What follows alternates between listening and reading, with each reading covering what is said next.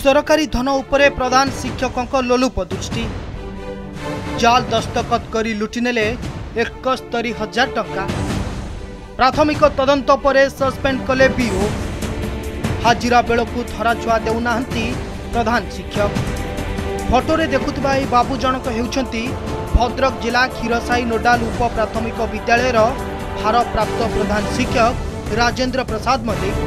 गत 5 वर्ष है विद्यालय रे प्रधान शिक्षक भावे कार्य करुछंती। साल को कारनामा सुनिले आपण मुंडरे हाथ देबे। जाल दस्तखत करी विद्यालय उन्नयनमूलक पांठिरो टंका उठाउथिले, जाहाकु नै अभियोग हेबा परे प्राथमिक तदंत करिथिले बीओ। तदंतरे प्रधान शिक्षक टंका आत्मसात करिथिबा स्पष्ट होइथिला।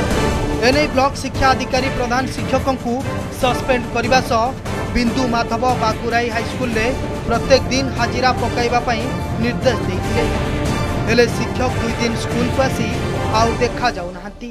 क्षीरसाई नोडाल यूपी स्कूल भारप्राप्त प्रधान शिक्षक थिले राजेंद्र कुमार मल्लिक। से एसएमसी प्रेसिडेंट एवं सीआरसी जो दस्तखत को जाल करी जे से टंका उठेइचंती बेआईन भाव में।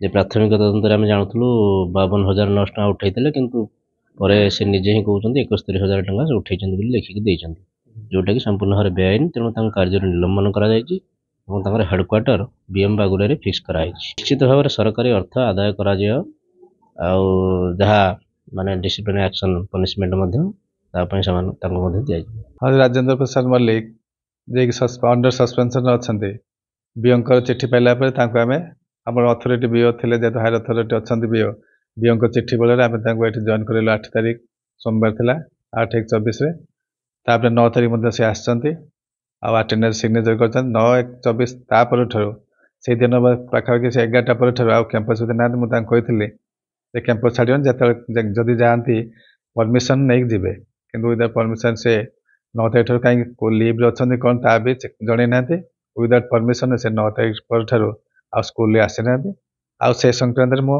बीओ आमर जी अच्छा भद्रक बीओ सर चक्रधर मल्लिक महोदय को जन दे संबंध में।